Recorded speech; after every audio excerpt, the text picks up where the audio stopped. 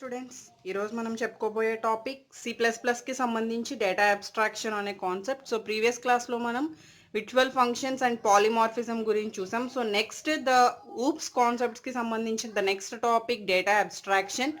ఇందులో ఇప్పుడు data abstraction అనేది మనకి చాలా ఇంపార్టెంట్ రోల్ ప్లేస్ చేస్తుంది. ఎందుకు అంటే మనకి మన డేటాకి సెక్యూరిటీ కావాలి అంటే, మనం సెక్యూరిటీని గెట్ చేసుకోవాలి అంటే the main thing is abstraction.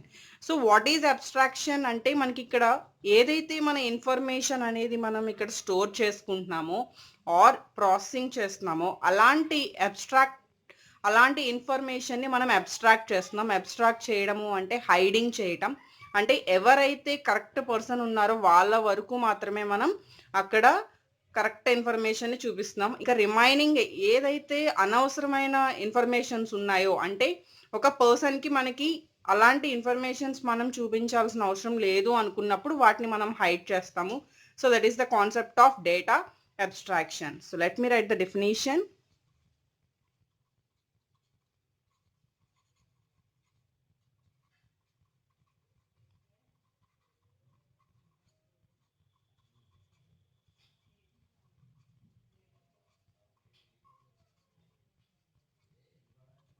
So టోటల్గా అవుట్ సైడ్ వరల్డ్కి మనం ఏం చేస్తాము అంటే ఓన్లీ రిలేటెడ్ ఇన్ఫర్మేషన్ మాత్రమే మనం షో ఆఫ్ చేస్తాము.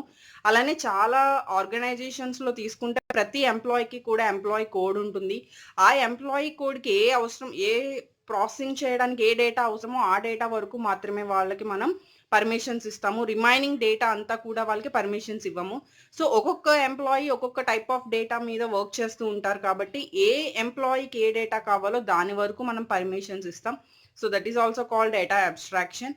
ఇక్కడ మనకి రియల్ టైమ్ ఎగ్జాంపుల్కి వస్తే, ఫర్ ఎగ్జాంపుల్ మనం టెలివిజన్, టీవీ చూసుకున్నా, ఏసీ చూసుకున్నా, వాషింగ్ మిషన్స్ చూసుకున్నా, ఏ ఎలక్ట్రానిక్ డివైస్ చూసుకున్నా దానికి అవుట్ సైడ్ రిలేటెడ్ సాఫ్ట్వేర్ గురించి వరకు మాత్రమే మనకి తెలుస్తుంది తప్ప ఇన్సైడ్గా ఏం జరుగుతోంది, ఇన్సైడ్గా వాళ్ళు ఏం చేశారు, మెషిన్ అక్కడ ప్రాపర్గా మ్యానుఫ్యాక్చర్ చేసేటప్పుడు ఏం చేశారు అనేది మనం యూజ్ చేసే వాళ్ళు ఎవరైతే ఉన్నారో వాళ్ళు పట్టించుకోరు.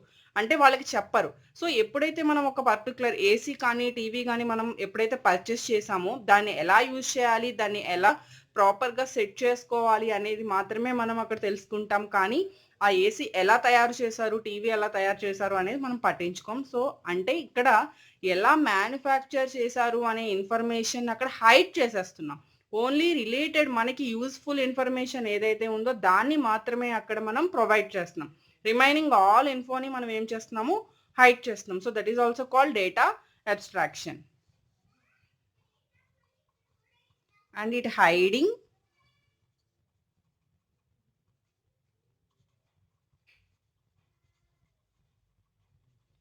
background details. సో ఇది ఎలాంటి టెక్నిక్ అంటే ఇది ఒక ప్రోగ్రామింగ్ టెక్నిక్.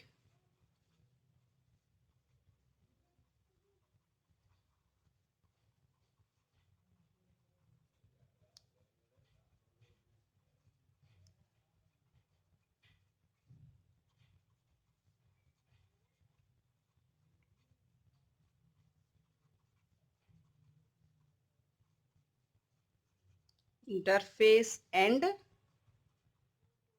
ఇంప్లిమెంటేషన్. మనకి ఇందులో 2 టైప్స్ ఆఫ్ అబ్స్ట్రాక్షన్స్ ఉంటాయి. అవి ఇప్పుడు నేను చెప్తాను మీకు. అందులో కూడా మనకి ఏంటంటే జావాలో ఎలా అయితే ఒక ఇంటర్ఫేస్ కాన్సెప్ట్ యూజ్ చేస్తామో అలా ఇక్కడ ఇంటర్ఫేస్ కాన్సెప్ట్ వస్తుంది. So the real time example is AC or TV. అదొకటి మైండ్లో పెట్టుకోండి.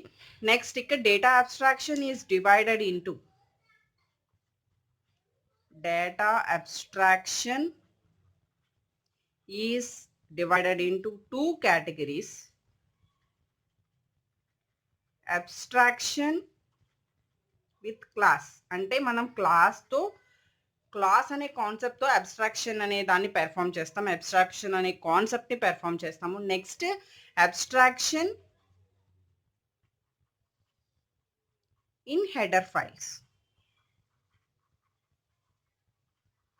సో ఇక్కడికి వచ్చేసరికి what is abstraction using class means it is used to group.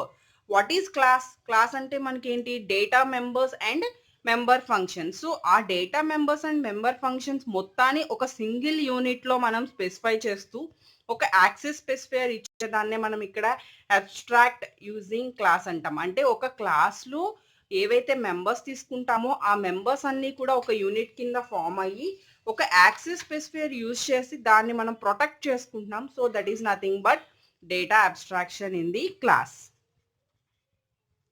Abstraction class.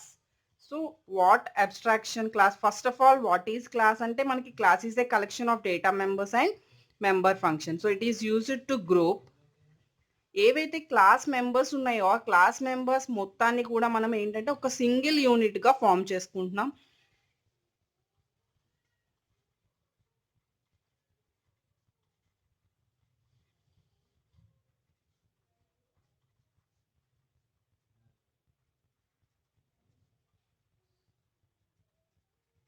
అది కూడా దాన్ని ప్రొటెక్ట్ చేసుకోవడానికి యూజ్ చేసే కాన్సెప్ట్ పేరు యాక్సెస్ స్పెసిఫైయర్స్. మనకి యాక్సెస్ స్పెసిఫైయర్స్ ఏమేమి ఉన్నాయి? Public, private, protected. So by using access specifiers we protect the data.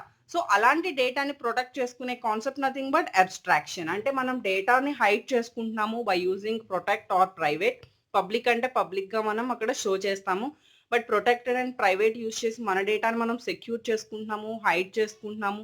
ఎవరికైతే అవసరమో వాళ్ళని ఫ్రెండ్ కింద ట్రీట్ చేసుకుని వాళ్ళకి యాక్సెస్ ఇస్తున్నాము. So that is nothing but abstraction with class. What is abstraction in header files?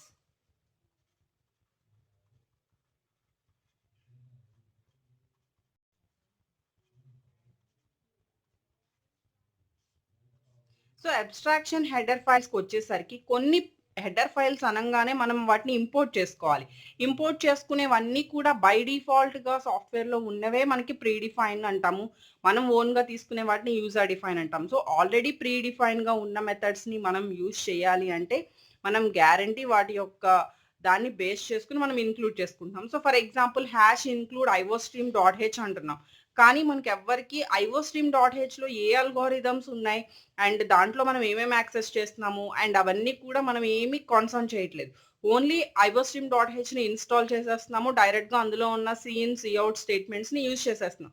So without bothering about algorithms in header files we can access the all header files in our program. So that is nothing but abstraction. అంటే అక్కడ మనకి what algorithm అనేది మనకి అక్కడ తెలియాల్సిన అవసరం లేదు. Just వాటి యొక్క యూసేజ్ ఎలా చేయాలి అనేది తెలిస్తే చాలు.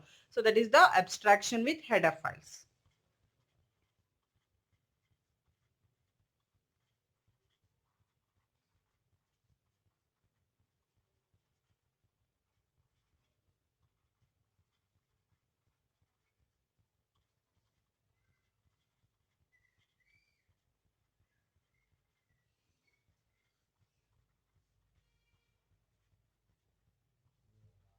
Algorithm functions. సో అక్కడ ఫంక్షన్స్ అంటే సిఇన్ సిఅవుట్ కానీ ఇంకా వేరే స్పేసెస్ ఏవైనా మనం ఇంకా ఏం యూజ్ చేస్తాము? పవర్ ఫంక్షన్, మ్యాథమెటికల్ ఫంక్షన్స్ అవన్నీ కూడా క్యాలిక్యులేట్ చేస్తాం. బై యూజింగ్ ఆ ఫంక్షన్స్ అయినా సరే మనం లోపల ఫార్ములా ఏముందో మనకు తెలియదు. బట్ ఆ ఫార్ములాని యూజ్ చేసేస్తాం. ఆ ఫంక్షన్ యూజ్ చేసి క్యాలిక్యులేషన్ అయితే చేసుకుంటాం. So that is also example for the abstraction header files.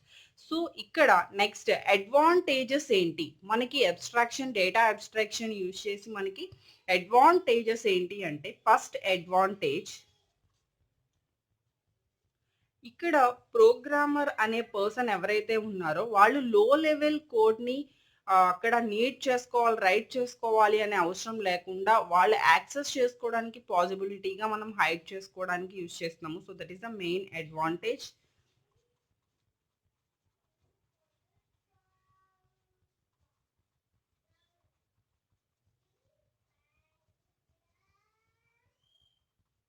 Right the low level code. So అంటే మనం we can access the pre define files. Next దీనివల్ల మనకి ఏం అవాయిడ్ అవుతుంది అంటే కోడ్ డూప్లికేషన్ అనేది అవాయిడ్ చేస్తున్నాం. సో ఎక్కడ కూడా మళ్ళీ మళ్ళీ అగైన్ డిక్లేర్ చేసుకోకుండా వన్స్ డిక్లేర్ చేసుకున్న దాన్ని యాక్సెస్ చేసుకుంటూ ఎక్కడ అవసరమైతే అక్కడే మనం వాటిని యాక్సెస్ చేసుకుంటూ డూప్లికేషన్ అనేది రాకుండా మనం దీన్ని అవాయిడ్ చేస్తున్నాం. సో అంటే డూప్లికేషన్ అనే కాన్సెప్ట్ని అవాయిడ్ చేస్తున్నాం by using data abstraction. Next మన code and programs already second పాయింట్లో చెప్పుకున్నది రీయూజ్ చేస్తున్నాం. సో, ఎక్కడైతే వన్స్ తీసుకుంటామో దాన్నే ఇంపోర్ట్ చేసుకొని అక్కడి నుంచి యాక్సెసింగ్ అనేది చేయడానికి ట్రై చేయడం. That is the reuse the code.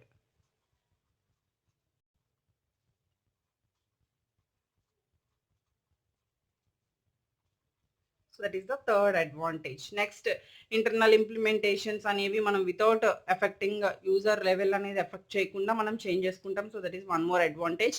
Next ఇక్కడ ఇంకొక డివైడింగ్ టాపిక్ ఏంటి అంటే మనకి అబ్స్ట్రాక్షన్ అనేది అచీవ్ చేయాలి అంటే 2 పార్ట్స్‌లో అచీవ్ చేస్తాం. ఆల్రెడీ ఇందాక అబ్స్ట్రాక్షన్ అనేది ఎలా గెట్ చేసుకుంటామంటే 2 categories.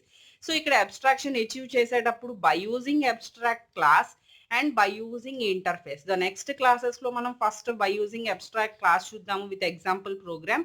And the next one వచ్చేసరికి ఇంటర్ఫేస్. ఇంటర్ఫేస్ అనే టాపిక్ యూజ్ చేసి అబ్స్ట్రాక్షన్ ఎలా పెర్ఫార్మ్ చేస్తాం అనేది నెక్స్ట్ క్లాస్‌లో చూద్దాం. Thank you.